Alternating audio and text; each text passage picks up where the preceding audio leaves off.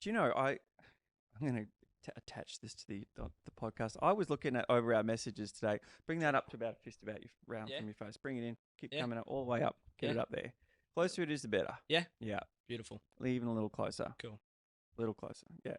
About like that. Yeah. Yeah. Beautiful. And if you find it slips or whatever, if you can watch it, great. Of course. Is I didn't know your name till this Yeah. morning because you Oh. never introduced yourself with a name. Yeah. Your Instagram page doesn't have your name on it. Incognito. It's the production company. I was like, Yeah. what's this guy's fucking name? Yeah. And I don't reckon I ever realised that I was speaking to you through via Woodstock Roadshow. But Right. I think that's what it was, Yeah, right. It's a pisser. Billy. Billy. And your brother's Max. Max. Max. That's right. Nice to meet you, Billy. You too. Man, thanks for coming in. Anytime. Thanks for having me. Long time in the making. We've been trying to do this for so long. What, 18 months? Something like that. Yeah. Because I stopped the podcast, really, to be honest, once all this shit hit the fan. I mean, I've said it before in here a bunch of times, but yeah, just trying to do them remotely was doing my nut. Oh, for sure. I've got like 5 that just through technical difficulty haven't seen the light of day, and I went, you know what? That's like 7 hours of my life there. Of course. I'm gonna wait till it comes back. Yeah, no, that's it. Yeah. And sure. a semi-public official apology for not rocking up to your fucking opening night. Oh, fuck you, man. What a cunt. I hope you appreciate the way that I didn't tiptoe around the fact. No, you know what? I appreciated that because I invited a lot of people that I'd never known, but I've shared conversations with, and we've talked about either just the industry or making films or blah blah blah, and you get a lot of this. And you do, man, you do. And I appreciate that you sent a voice message and you said, "Look, man, I'm not gonna bullshit you." I said, "Oh, thank God." That was very refreshing. So no, anyone okay. who knows me would be laughing right now to hear you say that because I'm sort of known as the fucking voice message guy. No, I appreciate that. Yeah, either a call or a voice message. That's good. And no people don't fucking call these days either. It's an inner circle thing now, isn't it? That's right. Yeah. So absolutely. How did the night go? Yeah, it was really good. Yeah, it was full house. The energy was there. Everyone was excited. It's very surreal, obviously. Like I've never had anything play in a cinema before, so that was it's a weird feeling. Very weird. Yeah. Yeah. But no, it was just a really, really good night. Everyone had a good time. I had a great time. Can't ask for much more. Everyone had a bit of an experience, walked out with opinions, Some people, like obviously a lot of people enjoyed it. Yeah. Some people didn't like it as much, and, we had a conversation. That's what it's all about. So that's the nature of it, that was great. But everyone came out with a smile on their face, I'm pretty sure. So that was like one of the goals. It's a weird thing when you're starting out. None of us here are super successful, and we're just trying to work out how to fucking all make things and do it. And when you show this thing that's your baby Mm. to other people, and whether they, some, like you say, some people like it, some people don't. But we're not pros yet, so there's, of course not. It's guaranteed that there's going to be holes in it or whatever. Yeah. And I'm only talking about myself here. And no, you're kind of like, course.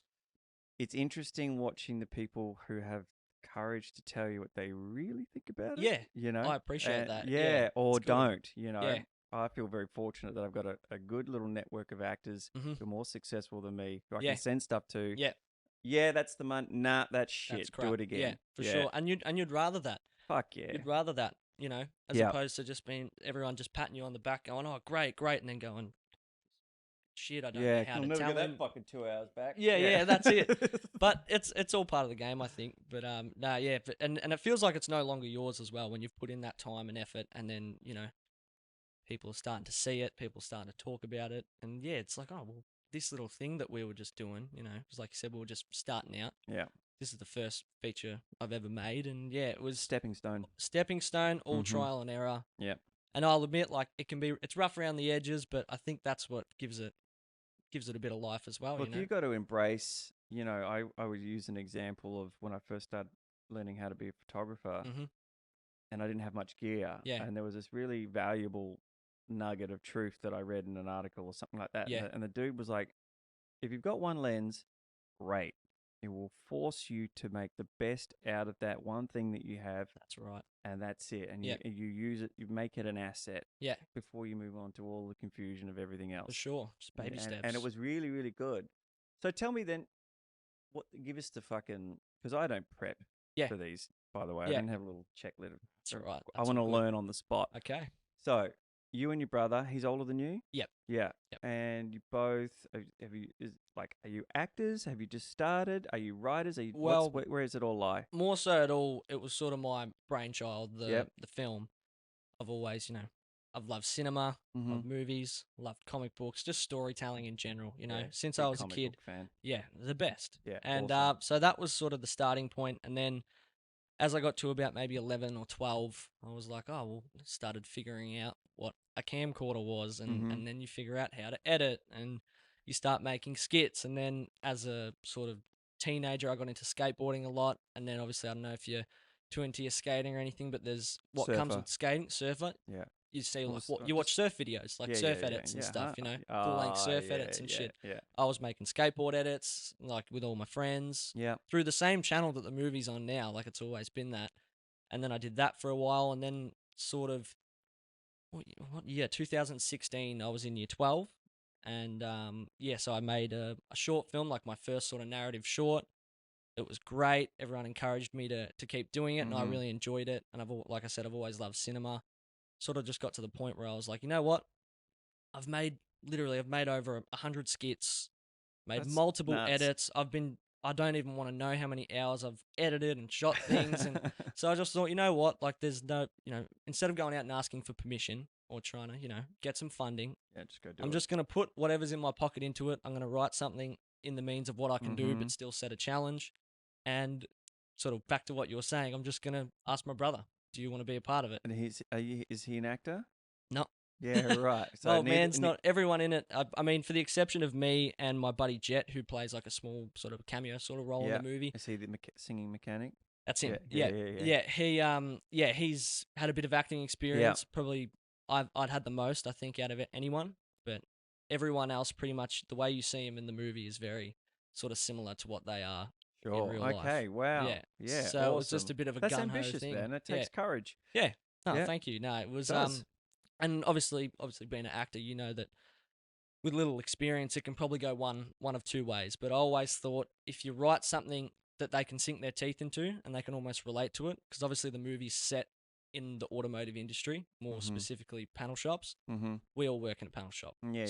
Write what you know. Yeah, that's write like what you know. 101. Yeah, and then also, write what you want to see and what sort of gets you off and what gets you excited. Yeah. So, you know, I think it was all those things that came into it. And I'm not a professional actor, but I can look at the performances and I think I can gauge that there is an authenticity to it, with what they do, and I'm so proud of them. You should be. That's very compelling because it is that thing of watching.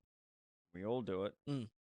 You're watching newish actors, but to know that you guys hadn't puts a whole other color on there. And bravo, man, because there's lots of people I know that would have come out of school for fucking 2 years and done the same job. Yeah. So you guys have obviously got a natural instinct for it. Thank and you. Fucking keep it up. Yeah, for sure. My favorite joke was the coffee joke. Yeah. That one. Oh, actually, I felt that was your most natural between the two of you. Yeah. Was the coffee slap. That's great. That's great. Yeah. So you've seen the whole thing, Yeah. That's great. Yeah. 100%. Awesome. Yeah. That's cool. That was a funny moment. So how did you tell me about the was actually I thought your strongest element was the camera work. I mean some of the the lighting and stuff like that could have been fine tuned, but of course.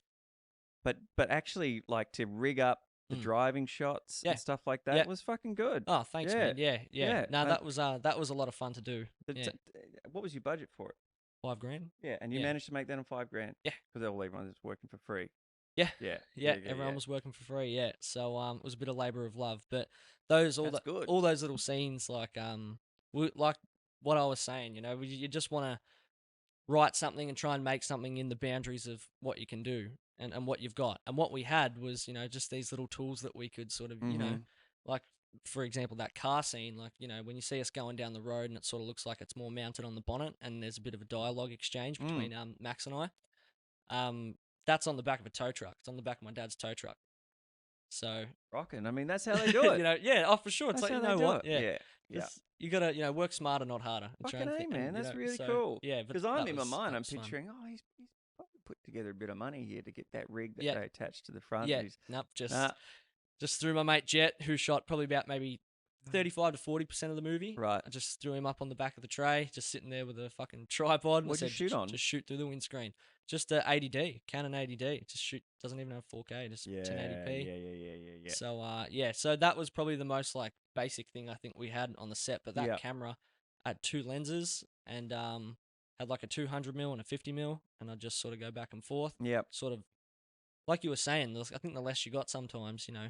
Especially with lenses, you know, you can find the ins and outs of them, sorry, and what that does is it gives your film a cinematic tone. For sure. Yeah, it's only 2 lenses. That's right. So then it's like, okay, well, this is I don't know the right. I mean, I guess tone is the right word. Yeah. Brand's not the right word. Yeah. It will. I get you. You know, like if you were only to shoot in close-ups, be like, oh, cool, this is the essence of the film. For it's sure. intimate. Yeah. So if you're only to shoot in wides, like The Revenant, that's what it is. Character. Visually, that's it. It gives your film a character. And I would like to say aesthetic, but I think aesthetic's sort of an overused word a bit. But you're right. It's that's the word, actually. No, I agree, and I think subconsciously as well, like it's setting that tone visually, and the audience can see. You know, there's a lot of sort of zoomed in wide shots, or fucking, if that makes sense. You know, close up wide. Close up wide, and it was so 50mm, but here. 50mm, but here. But like we could be shooting, like if I had the 200mm on, like we could be shooting across the dam.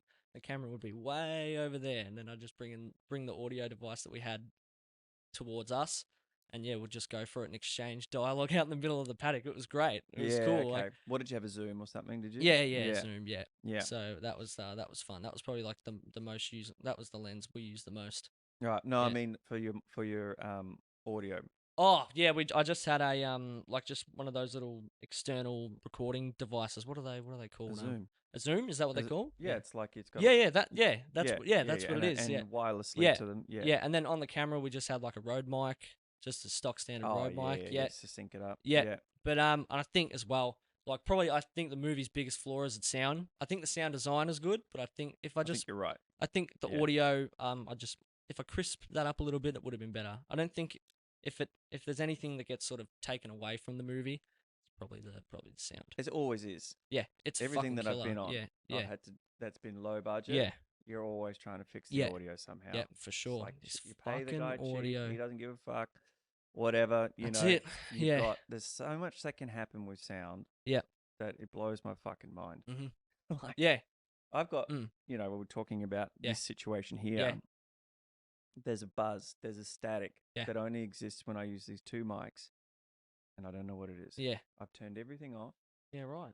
I mean, it could be the Wi-Fi router, but yeah, no one can work it out. Yeah, it's a static ghost in here. And so I've got to do all this work to get rid of it. Yeah. There's definitely a ghost in this house, by the way. Oh, for sure, yeah. Old house. Yeah, my Melbourne. daughter. Yeah, she bound to be a ghost. Shakes his hand. You're kidding. Yeah. Yeah. It's been for the last 2 years, dude. And we had this mystic fella come by, a friend of next door. Yeah, and sort of like swept the house and no. He was just next door having a chat, and we were talking about it, and he was like, "Oh yeah, definitely," and this, like whatever he feels, presences, and all this kind of stuff. Yeah. But Layla has been sitting there and like touching the face of this thing like this, and then now she's got man coming, red jumper, and she shakes his hand like this. Kidding me? Yeah, dude. Fuck. Yeah. Wild. That's crazy. How does that affect you? Like, I love it. Does it freak? Yeah. Nah, I don't give a shit. Yeah, I love all that stuff. Yeah. I always just say hello to whatever's happening. Yeah, that's awesome, man. Scary, but cool. Yeah. Far out. Yeah, ghosts. I just don't know. I'm not. There's got to be some sort of higher energy. Yeah, there's got to be a higher energy or something like that. It's the same with aliens. It's like, I don't know. Like when I see one, I'll believe. Bam. 100%. That's a fucking alien. Yeah. But I'm inclined to believe the simulation theory, and if that is the case, then there would just be broken code. Yeah. So that's what a ghost is to me. Yeah. It's just a fracture in the code or something like that. That's right. Yeah. That seems to be the most compelling argument. All right. Yeah. It's interesting. So what's next then?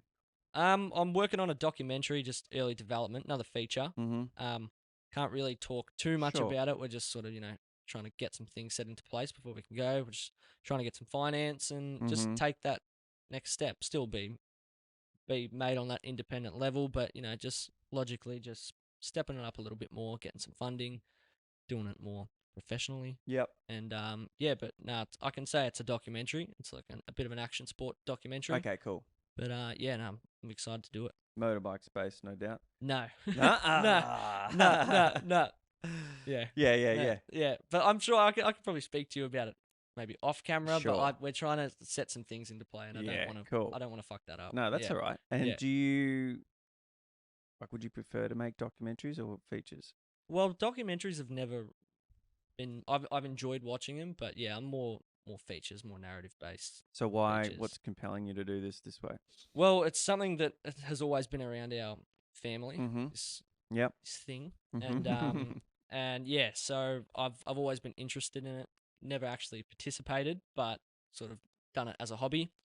And there's just a great blueprint there for a pretty awesome story. There's a lot of thrill, a lot of consequence, and there's all these great little themes that I thought, you know what, I never would have thought I would have tried to do a documentary. Yeah, cool. But yeah, just like I said, it was just there. Like the story just seems to be there. There's a narrative set into play. Just like, all right, let's go. This excites me. And will you guys? I mean, after doing the film, do you have any desire to act? A little bit. Yeah. You know? I think right after, because I was doing a little podcast with a guy from America just over like Discord or whatever, and he asked it, and I said, no, I don't think so. Maybe if it's a little, maybe not. I think actually no. Sorry, I think he asked, would you star in your own film again? And I said, look, if I was going to do it, it'd be like a cameo sort of thing, but I wouldn't play a supporting or a lead. But yeah, I like acting. It's good. I'll probably do it. Like I'm working on another feature with my good mate Jet, who's in the film. He's making a movie of his own. So we've started shooting that. And yeah, I've got a role in that. So yeah, I enjoy acting. It's good fun. Yeah. And have you started studying it at all? No, never studied it, but I read a lot of books. Yeah, that's what I mean. Yeah. Like you're at least now starting to work out about objectives. Yeah, and that's right. Yeah. But yeah, everything about it excites me, and obviously just watching film and just finding actors that you like. Yeah. It's that's a big thing. But yeah, I do enjoy it. But what about yourself? Like obviously you do it as a career, but do you find yourself sort of, falling in and out of it, or have you always Yeah, I do step in and out of it. Yeah. Let me just reset my timer here. Fucking hell. It's all right, man. If you're texting people, you can let me know. It's okay. What a cunt. Fucking asshole. This guy. I used to have this buddy years ago, as a real posh. I lived in the UK for 2 years. Oh, really? And wow. and he's very posh. And he'd do this thing. You'd be talking to him and his phone ring, he'd just go, yeah. Oh. Like he just put his finger up at you to shut up so he can take a call mid-sentence. You wait. Yeah, you peasant. It used to drive me. Peasant wait. I mean, yeah, we I hate threw that. down over it hard. Yeah. I fucking hate that shit. Oh, it's the worst. Back to your question. Yeah, so because I didn't come to acting until I was about 35. Okay.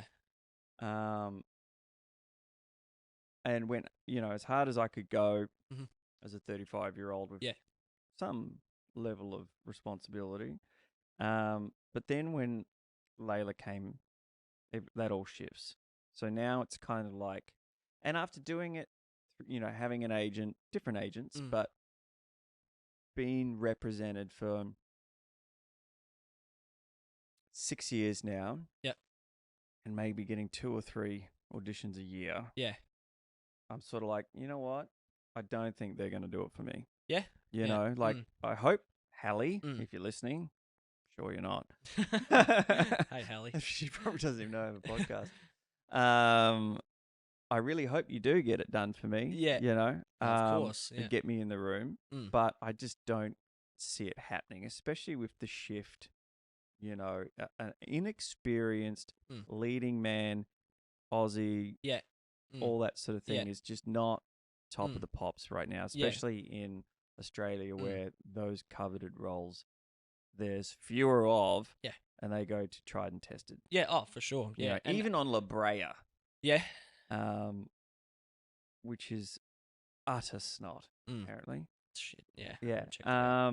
They still don't want to put new faces in with the top of the call sheets. Yeah. What?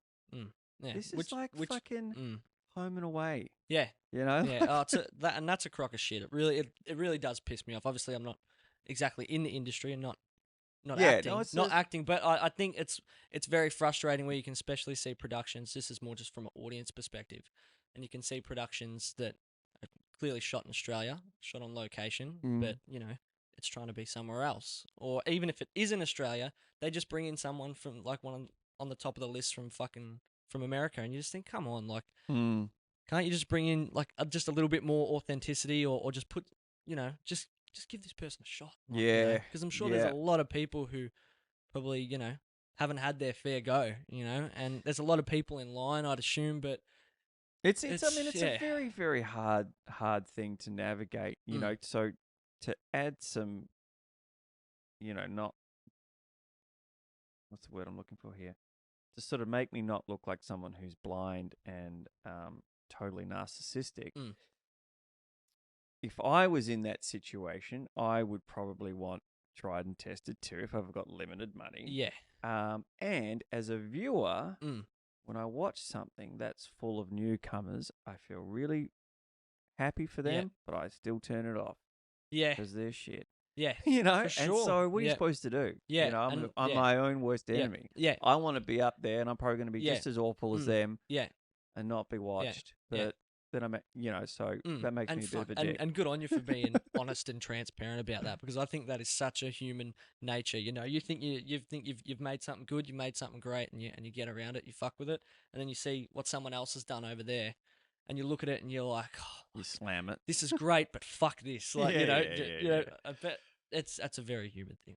I think everyone does it, 100%. And I think it takes a certain person to say it on camera and not have the balls to, I appreciate say that. it in the comfort of, their own home. Yeah. The acting community is very, very much like that, where they're just hating on everyone who's had success. I could imagine. I could imagine. Yeah. Well, you can come work with me anytime, and I'll pay you next time. All right, appreciate it. But I reckon, so to continue on from your original question. Yep. So now I'm at that place where I think I'm better to just make my own shit. Yep. Try and get myself in a situation where I'm making enough money to put aside $10K a year. Yep. And on my off time across Christmas, make a film. Yep. Whether that be, a 2-week feature or a 5-day short, just do my own thing. Yeah. And it suits me. I get to be the guy. Yeah. Whatever. Yeah. I think that's the way it's going to happen. For sure. And then for sure. Yeah. And I think that just saying that in itself and doing that, it's a very sort of liberating process, and it's great. Like I can't see myself, doing it any other way other than just unless you receive something and they go, hey, we saw your film, you're the guy. guy. Yeah, of course. And you take that opportunity, but I think when you sort of sand everything back to bare metal, and you go, this is what I got. I've got an idea, and I want to tell this story. I want to do this, because I think there's a big difference between wanting to.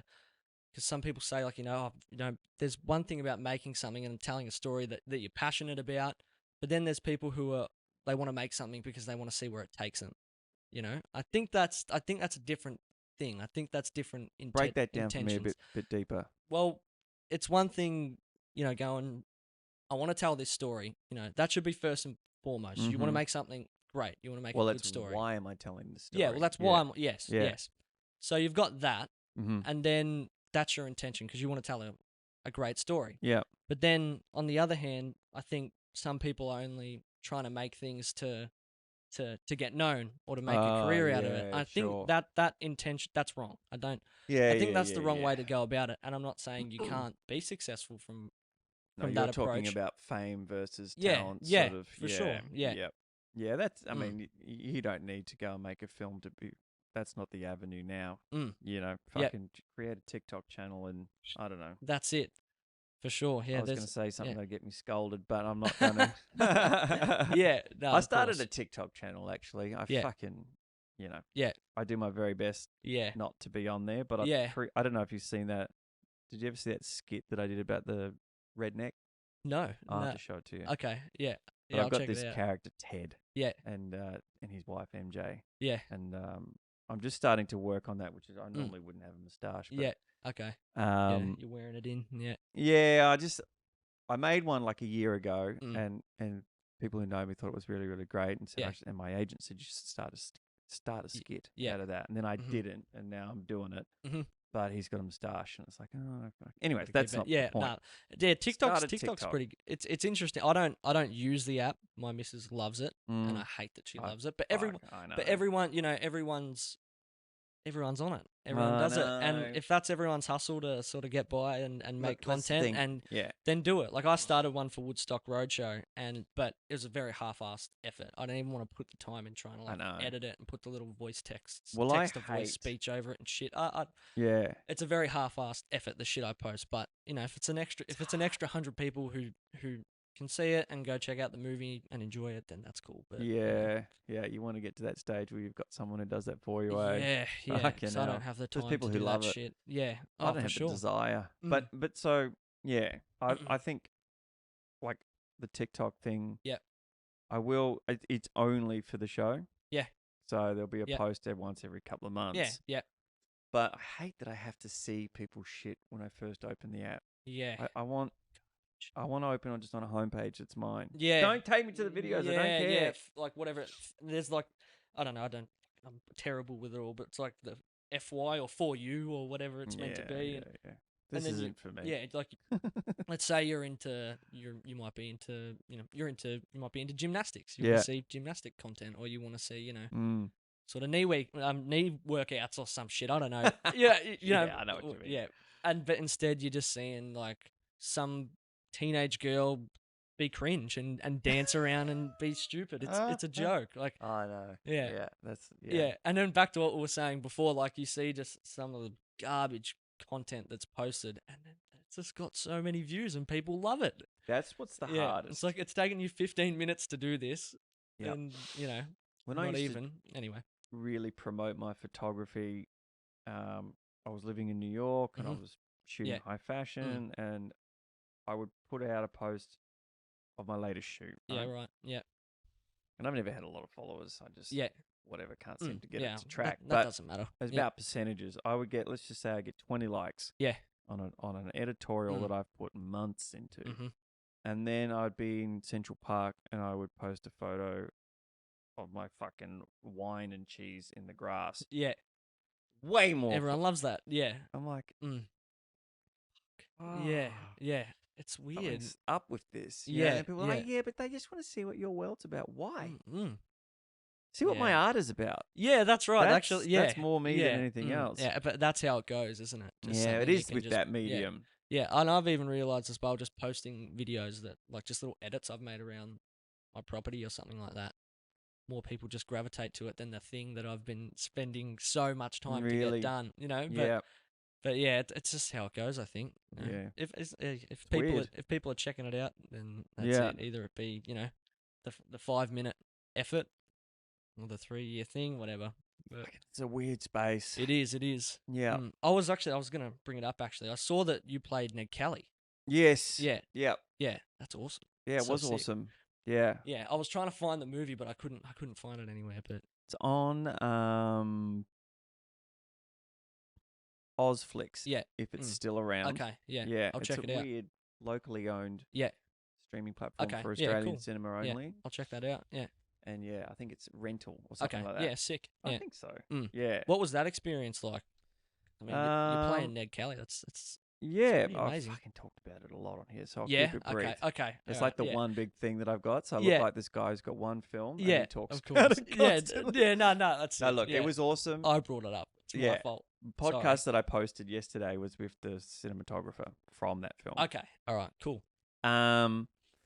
It was epic, man. It was fucking epic. Yeah. It wasn't supposed to happen. Yeah. I auditioned for a different role. Yeah. I'm allergic to horses. I was going to ask, like, do you ride or anything like that? Yeah. I was raised on a horse farm, but I'm allergic to them. Yeah. And I kept it a secret. Yeah. And then I went into a stable. And Yeah. I was still allergic. And then I had to write to Ben, both Ben and Ben. Yeah. Say, man, I can't do it. And I was auditioning for Scanlon, one of the coppers. Mm-hmm. And then they went, all right, man, I said, I've done a tape anyways if you want to see it. Yeah. And part of the tape was the Gerildery letter. I don't know if you up on the. No. No, he wrote or narrated this big letter called the Jerilderie letter. Okay. It was very famous. Yeah. It was him calling out everyone. And okay. Yeah. blah, blah. So, and then I don't know. Weeks later, they rang me up and said, "Do you want to play Ned?" He doesn't ride any horses in the film. Oh. Which was because it's just stringy bark. Yeah, so they yeah, come of in course. on foot, and so that's how that happened. Yeah, and wow. it was wild. Yeah, it was wild. It would have been a crazy experience. It was really good. The boys. It was one of those. I got up at the end on the night that we all partied on rap. Yeah, and just we were all having whatever. There was a couple of speeches made, and I just sort of put my hand up and said, "Look, I think I can speak for everyone here that this was quite a rare, special experience. Mum and Dad were on there, same as your thing. Of course. And Dad and his son had written it. His dad had never acted before, and he was fucking incredible. Yeah. And we're out in the bush. Yeah. And whereabouts did you shoot it? We actually shot it in Anglesea. Anglesea, yeah. Yeah. There was a big station. Not station's not like a ranch. Yeah. I forget the name of it. Okay. And these people let them set up. Yeah. It was really cool. The gunfights and everything were fucking great. Would have been sick. Yeah. It would have been the best. Yeah. But it's those experiences. I think. Well, I've only had the one for a feature, and it was a big family and team effort, and it's an amazing experience, and it's something I think maybe not everyone can, but if everyone could, like, it's a very, very cool experience. It is a cool experience. Yeah. Hugh Jackman said something once, which I think is probably more in line with what you're saying, is everyone should at least do an acting class because it teaches you to understand the character, right? So if you can take that same introspection to yourself, it'll only serve you in life. Yeah. But actually, most actors don't apply that same logic to themselves. No, for sure. It's an interesting. I thought it was a very interesting thing. Character's the biggest things. It's exciting for me to my approach is always, with my little experiences, where do they live? Yeah. What do they smell like? All these little things, what's some of their favorite songs? What do they do? Well, what sort of prep did you do to write, like to understand the beats of a film? Well, to answer it, I think it was more so like I just based everything off an incident that happened at work. So it's sort of loosely based off a real thing, off a real event that happened. Like two phony salesmen came to work and they sold my brother Max. Yeah, this product which was meant to be a degreaser. Yeah. So like a dirt removal liquid, but it was pretty much.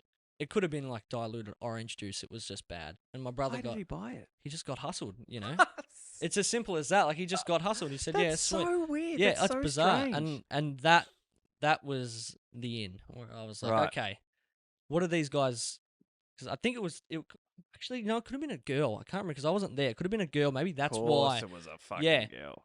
But obviously, maybe that's one of the reasons. But I was thinking, great set of titties. Yeah, that's it. Just lured him in completely. And I've been hustled. Yeah, he got hustled, and it was a laugh, cop on the chin, whatever. But then I thought, that's funny. This fucking person's just come in, and this is our family business. They've just walked in, and pretty much, he got hustled. It's funny, whatever. But but they've just come in here and just pretty much stole from our business. We work our ass off every fucking day, and you've just come in here, stole the money.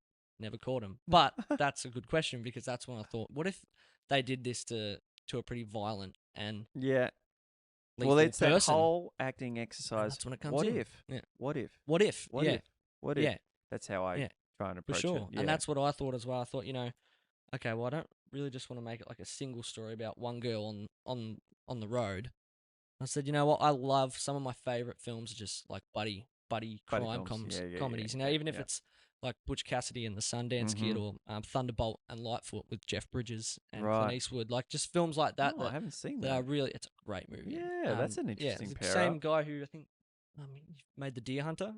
Oh, yeah, is it Michael Cimino? I could be butchering his last name, but it's Jeff Bridges is super young, and it's great. You should check it out.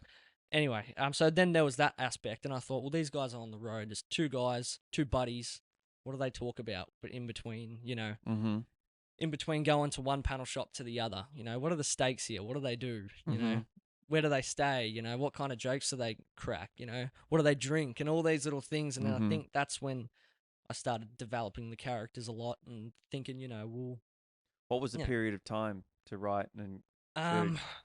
So I wrote. So all my scripts I write like longhand, pen to paper. Yeah. So that's the first draft, and then I do that.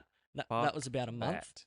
Great. Nah. It's great. It's the best. I like handwriting as much as the next person, but fuck that. But it's good though because this is just my process, and I agree it's tedious and it's a pain in the ass. But that's pretty much the first draft, and I actually wrote the script in my morning tea breaks, which is half an hour, 30 minutes. Yeah.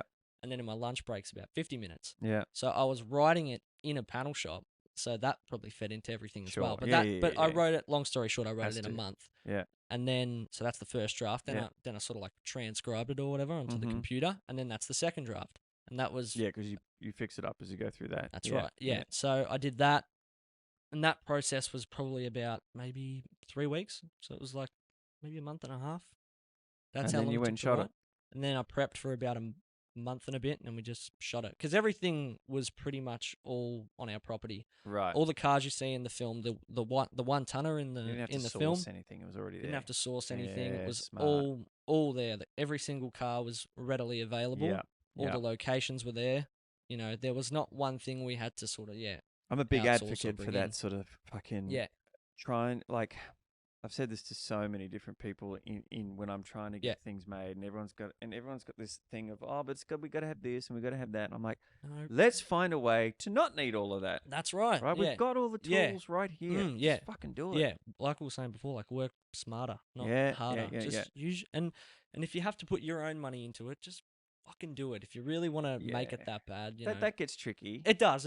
Yeah, but it's like this is this skit that I'm talking to you about. They're 1 to 2 minutes, but it's literally like, I'll work on the idea for an hour, and then pick a time, and it's whatever I can do in that time. Yeah, I do it all on my own. Yeah, there's 2 characters. I do the voice for the other character. Awesome. And I have to, and it's just like, you know what? If the cutting looks shit, fucking whatever. I need this thing to be quick. Yeah. Otherwise, it ain't happening. For sure. And do you find yourself, if you're sort of putting together an acting reel for some scenes, obviously you've got actual work, but for some little parts of your acting reel, do you just shoot your own all the little time. Bits? Or, it's awesome. I did it's great. a submission for the Heath Ledger Scholarship last year. Okay. What's that? So I'm pretty sure it was after he died. Yeah.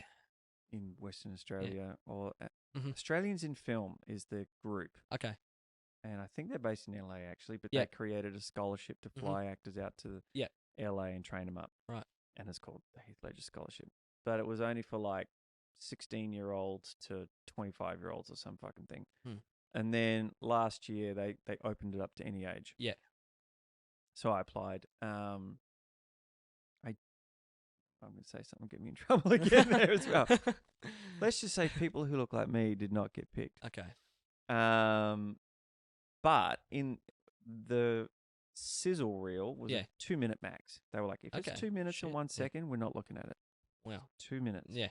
And I ended up, the vast majority of the clips were stuff that I had done in lockdown on my own, where I'm either talking to a gravestone or I've played multiple characters or whatever. Yeah. Because that was a way of creating better material actually than what I actually have on file. I mean, some Ned Kelly stuff got in there. Yeah, but, great. Yeah. No, because the only reason I was asking because I've had an acting reel for probably about 3 years, and 95, maybe even 99, 100% of it is just me. Yeah. Like some of it's from my buddy's stuff, like some of my mates' productions and that, but a lot of it, like the bulk of it's just me, just setting up a camera. Yeah. But are you doing it like a self-tape or are you doing it like a scene? I'm doing it. I've done a bit of both. Like sometimes I do it as a scene, and then just a self-tape sort of thing sometimes. But majority of it's sort of played out. Yeah, as a scene. Yeah, which on I your enjoy. own. On my own. Yeah. That's good fun. Yeah, it is. Some people say, there's a real divide between people who don't give a fuck about all of that in terms of casting directors. They're happy to see you against a white wall and just want to see you act with the reader. Some of them say, nah, not into it. I want to see you in the world of a character. And I don't want to see you just on your own. I want to see you bounce with off someone else. Yeah, a bit of chemistry there. Fucking pick one. Well, that's right. Yeah, yeah. It's all Give them everything. it's all subjective, isn't it? Like, and everyone can, I don't know, they And can it's reference to something. Everyone's got their own things that they like. it's very hard to navigate. Yeah. But yeah. Yeah. It's hard. It's a hard game. So what now for the film? You've released it out on YouTube. Yeah, it's out on YouTube. I'll pop a link in the thing. Yeah, is that right? It's free for everyone to check it out. Yeah. Yep. And how long did it take you to edit? So that'd be the longest part, right? Yeah, it was kind of like just a bit over the same time as the production, if that makes sense, because I was cutting it while I was shooting. Oh, so okay. I didn't shoot everything, and then so I sort of was just doing that because I cut the whole movie, and that was probably about 3 years, I want to say. Yeah. Oh shit. Yeah. The whole process was about 3 years. Yeah. When did you shoot it? 2020. The end of 2019. Oh no, halfway through 2019, I got the idea. And but when did you actually shoot? Oh, we started shooting in September 2019 or something like that. Oh, really? Yeah. Yeah. Okay. And obviously COVID, ACL, reconstruction, all these things sort of played into it, but we got it done, thank God. But yeah, it was a 3-year process. Yeah. Fuck. It's crazy, isn't it? Yeah, oh, it's nuts. Yeah, I'm into my 4th year on a project. Wow. Yeah. Holy shit. Yeah, is that a feature or that's a web series. Web series. Awesome. Oh, I think we were talking about this some time ago. I was going to ask you something just then. So what was your biggest takeaway then? What was the biggest thing that you learned, unforeseen lesson?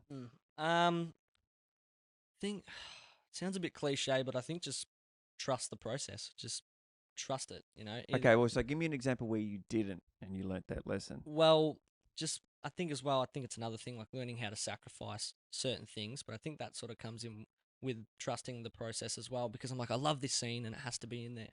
But it's like, well, we can't do that. Either it's like technically we can't, financially we can't do it. Yeah. Go back to the drawing board. It's a hard one. And do it, and figure out a way to make it better.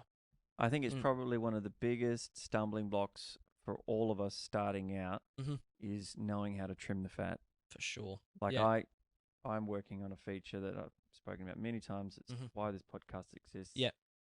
And I mean, I must have done 20 drafts. Yeah. And everyone's going shorter, shorter, more to the point, more to the point, more to the point. Even now, make it more effective, Yeah. And I'm like, fuck. Yeah. And it's hard as well, because the part that you probably have to trim down or even get rid of could be your favorite bit. I know. And you love that. And that's the scene. You think that's what the movie is, and someone looks at it and goes, why the fuck is that in there? Get rid of that. Like even the ending for our movie, for example, was completely different on the page. And my brother Max, who plays Bernie in the film, he looked at it and he was just like, what the fuck is this? This is shit. He's like, honestly, he didn't say it was shit, but he was like, it's just weak. Like, it's not. It's weak. And then it was great, because then that sort of goes back to sort of trusting the process or trusting everyone involved. By that point, we'd shot about maybe 60-70% of the film, and Max knew his character, and he knew, he's like, Bernie wouldn't do that.